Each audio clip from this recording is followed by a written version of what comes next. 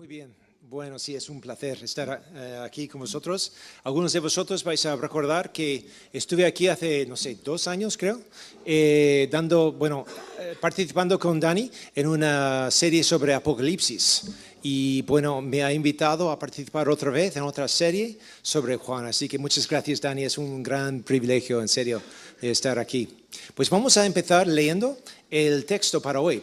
Mira, no voy a dar una introducción a Juan esta mañana. Vamos a entrar ya de golpe al capítulo 2, pero a través del mensaje vamos a hablar de diferentes cosas acerca del Evangelio de Juan y algunas maneras en las que es muy único este libro. Pero ahora con capítulo 2, 1 a 12. Al tercer día se celebró una boda en Caná de Galilea y estaba allí la madre de Jesús. Y también Jesús fue invitado con sus discípulos a la boda. Cuando se acabó el vino, la madre de Jesús le dijo, ¿no tiene vino? Y Jesús le dijo, mujer, ¿qué nos vas a ti y a mí en esto? Todavía no ha llegado mi hora. Su madre dijo a los que servían, haced todo lo que él os diga. Y había allí 6 tinajas de piedra, puestas para ser usadas en el rito de la purificación de los judíos. En cada una cabían 2 o 3 cántaros, o sea, muy grandes. Jesús les dijo, llenad de agua las tinajas, y las llenaron hasta el borde. Entonces les dijo, sacad ahora un poco y llevadlo al maestresala. Y se lo llevaron. Cuando el maestresala probó el agua convertida en vino, y como no sabía de dónde era, pero los que servían, que habían sacado el agua, lo sabían. El maestresala llamó al novio y le dijo, todo hombre sirve primero el vino bueno y cuando ya han tomado bastante, o sea que ya no saben nada, ya vamos a servir el inferior. Pero tú has guardado hasta ahora el vino bueno. Y me puedo imaginar, ¿no? El novio, él no sabe nada. Y está pensando, pues sí, yo hago lo mismo, siempre sirvo el mejor vino al principio, no sé de qué hablas, pero eso es lo que el maestresala había observado y lo que dijo al novio. Versículo 11, este principio de sus señales hizo Jesús en Caná de Galilea y manifestó su gloria y sus discípulos creyeron en él. Después de eso bajó a Capernaum, él con su madre, sus hermanos y sus discípulos. Pero allí no se quedaron muchos días. A ver, vamos a empezar por el último, ¿vale? Este versículo 11. Este principio de sus señales hizo Jesús en Caná de Galilea y manifestó su gloria y sus discípulos creyeron en él. Entonces hay diferentes preguntas que podemos hacer, como ¿qué significa que los discípulos creyeron en él? Pues creyeron que, es un hombre que puede hacer milagros. Eso es mucho, pero yo creo que están en un viaje en que ellos van a seguir aprendiendo cosas acerca de Cristo. Su creencia, su fe en él va a seguir desarrollándose. Pero eso es un principio para ellos. También dice, y manifestó su gloria. Manifestó su gloria, ¿vale? Por medio de hacer un milagro, supongo, ¿no? Que es que, vale, este es bastante grande. Pero vamos a ver que no ha manifestado toda su gloria. Eso vamos a ver en un minuto. Pero la otra cosa que es muy importante es que dice el principio de sus señales. Mira, a Juan le gusta mucho el término señal para milagro. Los otros, los sinópticos, vosotros sabéis, ¿no? Que Mateo, Marcos y Lucas se llaman sinópticos porque parecen mucho uno a otro. Pero Juan es bastante distinto. Pero en los sinópticos suelen usar el término milagro. Y Juan prefiere usar el término señal. ¿Por qué? Pues supongo porque Juan quiere enfatizar el hecho de que un milagro no se sirve simplemente para hacer algo grande, es para enseñar algo, es para señalar algo acerca de Cristo. Y pues casi al final del libro de Juan, en el capítulo 20, versículo 30 y 31, voy a leer lo que Juan dice acerca de las señales de Jesús. Dice, y muchas otras señales hizo también Jesús en presencia de sus discípulos, que no están escritas en este libro. Pero estas se han escrito para que creáis que Jesús es el Cristo, el Mesías y el Hijo de Dios. ¿Vale? Entonces las señales sirven para que creamos que Jesús es el Mesías, el Hijo de Dios, y para que al creer tengáis vida en su nombre. Maravilloso, ¿no? Así que Juan está diciendo que son mucho más que simplemente milagros. Son señales que nos enseñan quién es Jesús y quién es lo que Jesús ha traído con él al mundo. Ok, ahora vamos a volver al principio de Juan 2, o casi.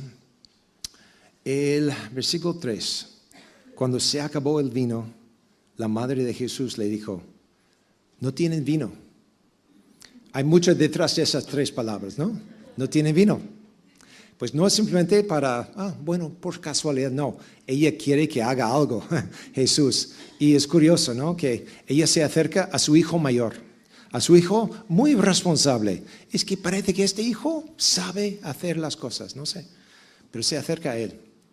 Tenemos que entender que el tema del vino en las bodas, pues las bodas eran diferentes aquel día. Pues hoy supongo que una boda larga sería, ¿qué? 8 horas, más o menos, no sé. Pero allí podían durar una semana. Así que era diferente. Había muchos ritos que hacían, muchas costumbres. Es que realmente era una fiesta de todo el pueblo, ¿vale? Y bueno, el vino era importante, muy importante. Y entonces, no era como, vale, sí, en el bar tú puedes comprar el alcohol si quieres, ¿no? No. Es que la familia de los novios ya tenían que proveer para todos lo que venía. Y era una expectativa muy importante. Entonces, simplemente quiero decir que esto sí es un gran problema.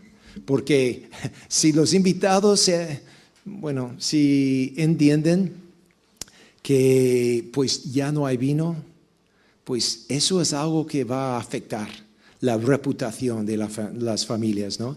de los novios. Van a recordar un detalle así, que fíjate que la familia no podía proveer para nosotros.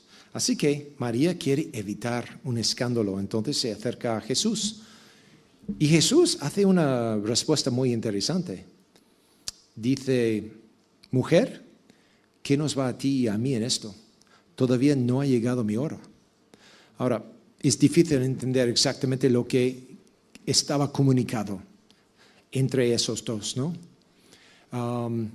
Algunos lo leen y están un poco ofendidos, porque lo que interpretan es que Jesús está diciendo, mujer, ¿pero por qué me dices esas cosas?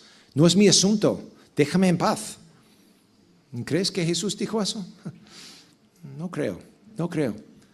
Pero sí hay algo de separación ahí, ¿no?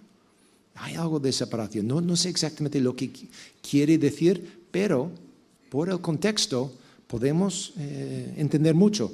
Por ejemplo, el hecho de que María sale y dice a los siervos, haced todo lo que Él os diga. Es que parece que tenía la expectativa que Jesús sí iba a hacer algo, iba a solucionar el problema. Y la otra cosa que es muy interesante es que Jesús dice, mi hora no ha llegado. Pues, ¿qué quiere decir con eso? Mi hora no ha llegado. Es interesante en Juan que ese concepto de la hora significa para Juan en este evangelio, pues la crucifixión y la resurrección de Jesús. Voy a leer en Juan 12, versículo 23. Juan 12, 23. Jesús les respondió diciendo, ha llegado la hora para que el Hijo del Hombre sea glorificado. Estaba justo antes de la crucifixión. En verdad os digo que si el grano de trigo no cae en la tierra y muere, se queda solo. Pero si muere, produce mucho fruto. Es que estaba hablando claramente de su muerte. Su hora ya ha llegado. Ahora voy a morir, básicamente. Y mira lo que dice en el 27. Ahora mi alma se ha angustiado. ¿Y qué diré? Padre, sálvame de esta hora. Otra vez la hora. Sálvame de esta hora. Pero para esto he llegado a esta hora. ¿Por qué estoy aquí? Para llegar a esta hora. Así que Jesús está diciendo a su madre algo curioso. Está diciendo, mi hora no ha llegado. Creo que lo que quiere decir es que, mira, mi hora no ha llegado para manifestarme a todo el mundo, como voy a hacer más tarde, ¿sabes?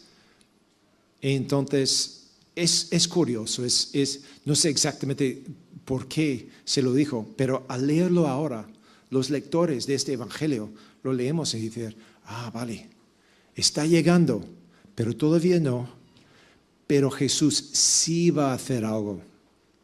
Porque al final ya hemos leído que Él manifestó su gloria. Así que algo de su gloria iba a manifestar. Pero solamente a los siervos que sacan el agua, el vino y sus discípulos. Ahora no es un momento para proclamar quién es.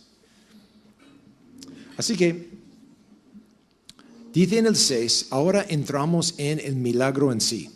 Y es muy sencillo, ¿no? La forma de hacerlo. Pues llenad esas tinajas de agua y cierra el vino, porque ahora es vino.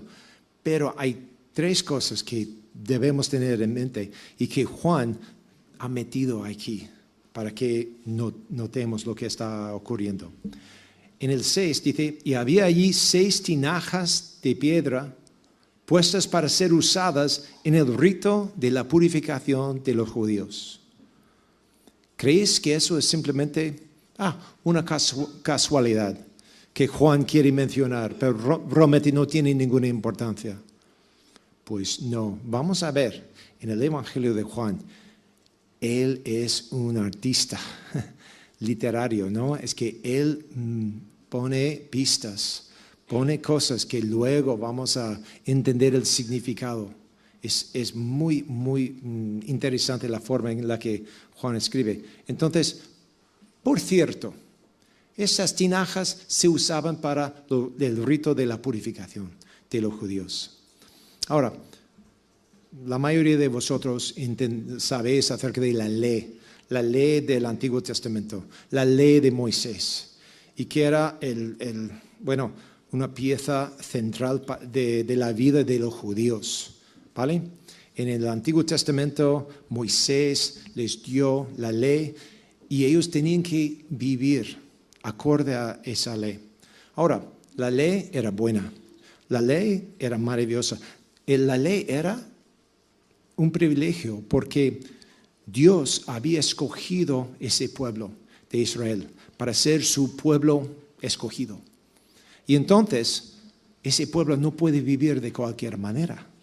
Porque no solamente Dios ha escogido este pueblo, pero Dios iba a vivir entre el pueblo, ¿verdad? En medio de ellos, en el tabernáculo, en el templo. Y si no sabéis qué es eso, bueno, vamos a seguir aprendiendo, ¿no? Pero es muy importante el tema del tabernáculo en el desierto. Dios, su presencia estaba allí, en medio del pueblo. Y más tarde, en el templo de Salomón, su presencia estaba. Y, como digo, no se puede vivir de cualquier manera si el Dios del universo está viviendo entre vosotros. Ahora sí, las cosas han cambiado por Jesús, pero en aquel entonces tenían que observar muchas reglas, muchas leyes, muchas costumbres tenían que hacer por ley, ¿vale? Pero una cosa, y eso es muy importante, una cosa que tenemos que recordar es que la ley no era el fin. No, la ley era un precursor. La ley siempre estaba apuntando hacia algo en el futuro. Cristo. Siempre estaba apuntando al Cristo. Vale, para dar un ejemplo. Sabéis que en la ley tenían que hacer muchos sacrificios de animales para expiar sus pecados, dice. ¿Vale? Pues matar un animal realmente no puede quitar el pecado. El autor de Hebreos dice eso. Pero los israelitas tenían que hacerlo año tras año tras año. Los sacerdotes tienen que sacrificar animales todos los días para cubrir el pecado. Pero tenían que hacerlo día tras día tras día porque no era permanente. Realmente no hacía algo permanente. Pero cuando Cristo murió en la cruz y resucitó, los que creen en Él, ahora eso es un sacrificio permanente. Es un sacrificio eterno. Nunca más tiene que morir Jesús. Nunca más tenemos que sacrificar animales. No, porque el sacrificio de Cristo es suficiente. Y la ley por cientos de años estaba apuntando hacia Cristo y su sacrificio. Pues igual con el tema de la purificación. Porque aquí estas tinajas se usaban para la purificación. Pues es muy irónico, ¿no? Que Jesús eligió esa opción. Venga, vamos a usar estas tinajas que se usan para la purificación de los judíos y vamos a crear algo nuevo dentro de eso. Estaba realmente enseñando, señalando que la verdadera purificación solo existe en Él. Porque otra vez, esos ritos de purificación tienen que hacerlo año tras año, tras año, tras año. Pero nosotros, los que hemos creído en Cristo Jesús, ya somos purificados. Ya somos santos. Y es permanente, es maravilloso. La ley apuntaba hacia Jesús. Y Juan está demostrando ese hecho en todo este evangelio. Eso es lo que vamos a ver una y otra vez en el evangelio, ¿vale? Pero aquí es la primera vez que enseñe esto. Maravilloso. Y la segunda cosa que debemos notar es Jesús utiliza tres diferentes cosas. Ahora no estoy hablando de las tinajas, sino tres otras cosas que nos recuerdan de temas que los profetas habían usado para referir a la nueva era que venía. Bueno, voy a explicar más, pero los tres elementos son el vino, un banquete y una boda. Es que en los profetas cuando hablan acerca del futuro, el futuro cuando Dios va a volver a su pueblo, cuando Dios va a recoger su pueblo, cuando Dios va a salvar su pueblo. Esa es la era de Mesías. Todo esto ocurrió. Dios volvió a su pueblo por medio de Jesucristo, porque Jesucristo es Dios. Entonces, es maravilloso. Voy a leer simplemente tres pasajes en que vemos esto en los profetas. Cuando los profetas hablaban del futuro, cuando Dios haría una gran cosa.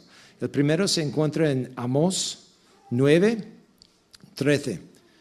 Eso es al final de Amós. Está terminando con esto. Vienen días, afirma el Señor, en los cuales el que ara alcanzará al segador y el que pisa las uvas al sembrador. Básicamente es diciendo que va a ser tanto producto, tanta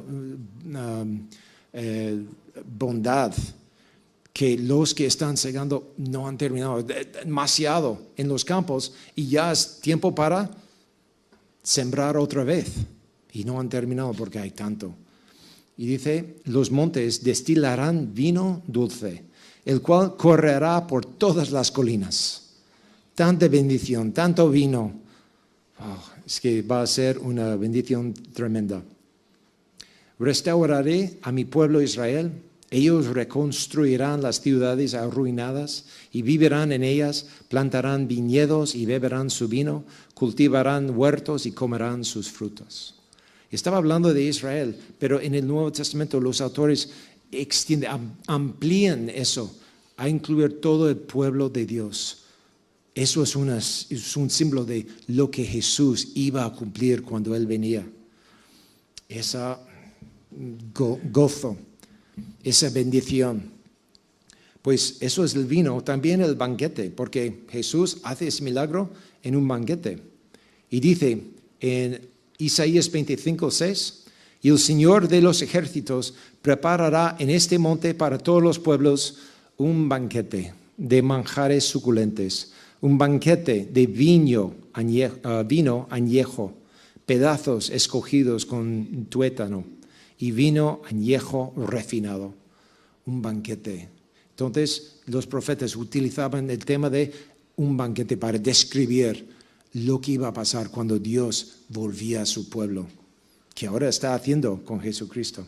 Y por fin, la boda. Qué bonito, ¿no? Este símbolo, esta metáfora, que nuestra relación con Cristo es como una boda, un matrimonio. Pues eso empezó en el Antiguo Testamento. Dice en el 4 de Isaías 62, nunca más se dirá de ti abandonada, ni de tu tierra se dirá jamás desolada, sino que se te llamará mi deleite está en ella, y a tu tierra desposada.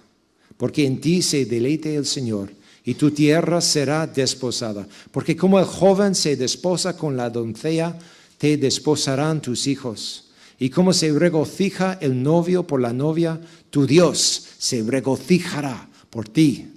Así que este concepto de una boda también tenía muchísimo sentido, muchísimo significado.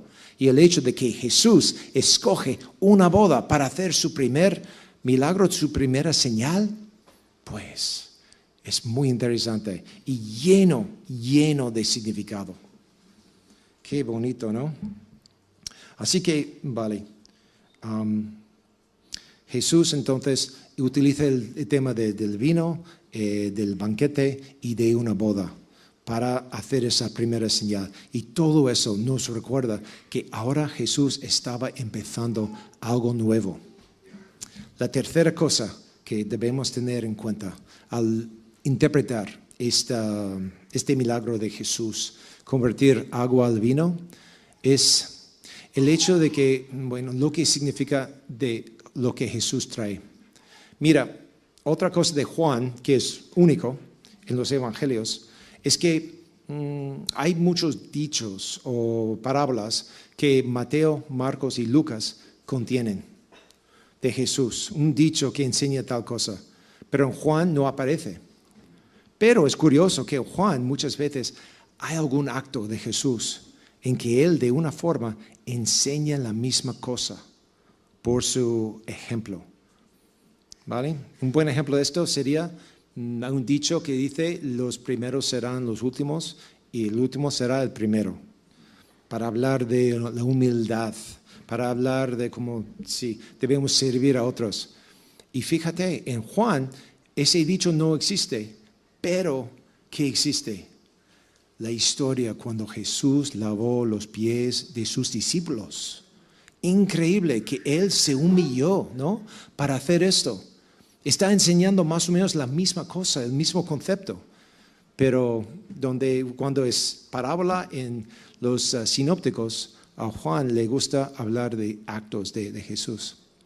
Pues hay otro dicho, es una parábola realmente, en los sinópticos, que es, nunca debes poner vino nuevo en odres viejos, ¿no? Odres, sí. Porque si haces eso, pues el vino nuevo va, no sé qué hace, pero expandir o algo, y destruye, explota. El odre viejo no puede aguantar, no puede contener el vino nuevo.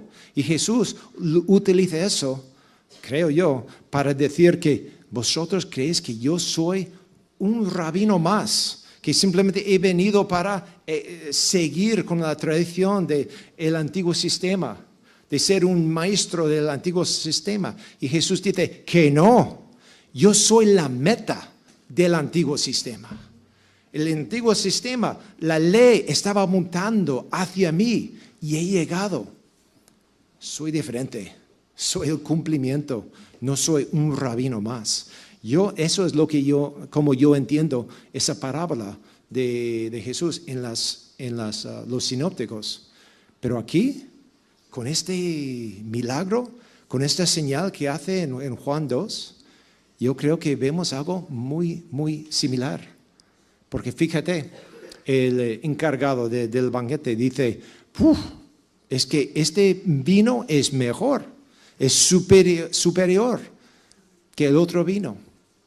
Yo creo que con todas estas pistas, Juan quiere enseñarnos quién es Jesús, es el Mesías, y quién es lo que Él trae. Pues Él trae purificación, Él trae la salvación, y Él es el cumplimiento de toda la ley. Estaba diciendo, enseñando, estaba un anticipo de Cristo Jesús y ahora ha llegado. Pues es maravilloso, ¿no? Y nosotros estamos viviendo en esta era. Es que Cristo ha venido y Cristo ha muerto, ha resucitado, ha ascendido al cielo, donde está reinando ahora mismo. Ahora, es difícil notarlo a veces, ¿no? En la sociedad, el hecho de que Cristo está reinando. Pero tenemos que recordarlo. Somos sus súbditos. Somos ciudadanos de este reino de Jesucristo. Así que, ¿cómo debemos responder a esta señal? Pues primero, con gozo. Venga, tremendo. Y algunos de vosotros ya habéis empezado. Ya. No, con gozo. Bueno, la alabanza. Gozoso, regocijando de lo que Cristo ha hecho. Pues seguramente muy apropiado, ¿no? Segundo, debemos considerar qué significa ser un súbdito de este reino de Cristo. Pues no vamos a preocuparnos con, ¿qué tradiciones tengo que seguir? Y si no, soy mala persona. No, ¿qué reglas hay? Pues debemos vivir como súbditos de este rey. Hijos del rey realmente, o hermanos y hermanas de Cristo el Rey, ¿no? Debemos vivir de una forma noble, pero también utilizando el poder que tenemos, el Espíritu Santo que está dentro de nosotros para hacer bien. Para animar a otras personas a reconciliarse con Dios, porque somos embajadores, ¿ya? Súbditos del Rey, hijos e hijas del Rey. Es maravilloso. Y la otra cosa, creo yo, la tercera cosa, y por cierto, me parece que en esta iglesia estáis haciendo esto, es maravilloso, ¿no? Utilizando vuestros recursos que tenéis en Cristo Jesús para hacer bien. La tercera cosa es, vamos a seguir viviendo pensando en el futuro, cuando Cristo vuelve. Va a volver, seguramente va a volver. Y entonces nosotros estamos, cuando celebramos la mesa del Señor, estamos celebrando lo que ha hecho en el pasado y el hecho que va a volver. Porque dice Pablo que debemos seguir celebrando la mesa del Señor hasta que Él venga. Así que todavía no ha venido. Venga, vamos a seguir celebrando.